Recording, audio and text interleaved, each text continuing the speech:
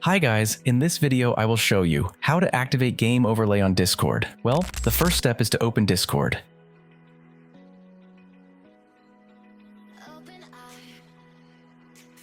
Click on User Settings.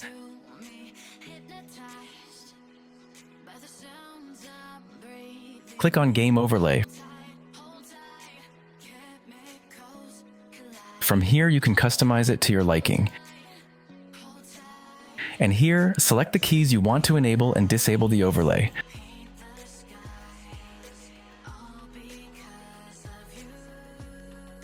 Now scroll down a little bit, and here you can select where you want to see the overlay. In my case, I will leave it as it is.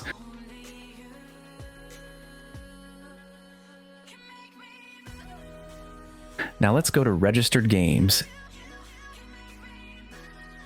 and click on Add It.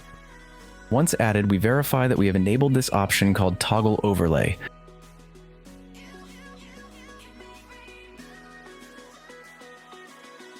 Now we close